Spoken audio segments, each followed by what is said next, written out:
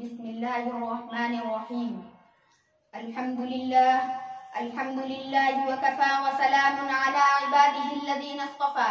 أما بعد فأعوذ بالله من الشيطان الرجيم. بسم الله الرحمن الرحيم.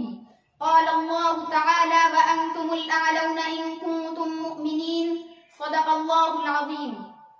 آج 26 जनवरी 2021 ہے. 26 जनवरी यौम जमहूरियह भारत की एक कौमी तातील का दिन है जिसे मुल्क भर में बड़े ही शान और शौकत से मनाया जाता है. अगरचे हिंदुस्तान 15 अगस्त 1947 को बरतानवी तसल्लुत से आजाद हो गया था, लेकिन 26 जनवरी 1950 को हिंदुस्तानी तारीख में अहमियत इसलिए हासिल है कि इस दिन हिंदुस्तान के आइन का निफाज किया गया और हिंदुस्तान खुद मुख्तार और खुदाइन मुल्क बन गया, जिसका ख्वाब हमारे रहनुमाओं ने देखा था. अपने खून जिगर से गुलिस्तान की आबियारी की थी और अपने मुल्क की खुद मुख्तारी की हिफाजत के लिए बेशुमार अकाबिरीन ने जाम शहादत भी नोश किया था. बहरहाल आईनी निफाज के दिन के तौर पर 26 जनवरी को बतौर यादगार मनाने के लिए तय किया गया.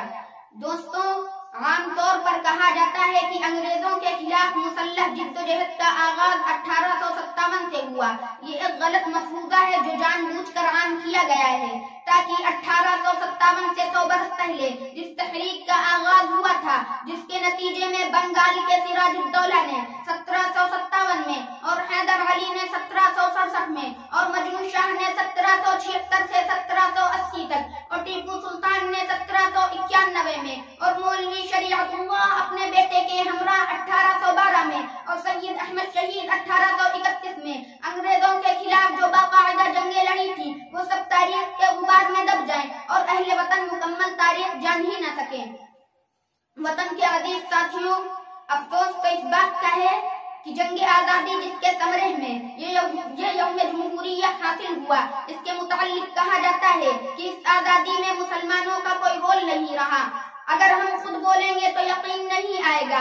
तारीख से पूछिए, शामली के मैदान में बाकायदा अंग्रेजों के खिलाफ आलमे जंग किसने बुलंद किया था? हाफिज ग़ानिम किस खातिर शहीद हुए थे? मौलाना रशीद अहमद गंगोही को क्यों गिरफ्तार किया गया? बेशुमार उलमा सलाखों के पीछे किस लिए डाले गए? शेखुल हिंद ने तहरीक रेशमी रुमाल क्यों चलाई? और इससे भी आगे तारीख से पूछिए, उम्मुल मदारिस दारुल उलूम देवबंद को कायम करने का सबब क्या रहा? जब आप तारीख से ये अजीम सवालात करेंगे तो तारीख आपको खुद जवाब देगी कि ये सब जंग आजादी के खातिर हुआ. गुलिस्तान को जब भी खून की जरूरत पड़ी तो सबसे पहले गर्दन हमारी कटी. गुलिस्तान को जब भी खून की जरूरत पड़ी तो सबसे पहले गर्दन हमारी कटी.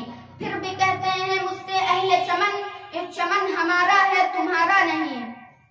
खुदाए अज़ीम से दुआ है कि हमारे इस मुल्क को हमेशा सरो फसाद से महफूज रखे, हमारे वतन अजीज से अमन शांति का गहवारा बनाए और उसे मजीद तरक्कियों से नवाजे. आमीन व आखिर दअवाना अनिल हम्दुलिल्लाहि रब्बिल आलमीन.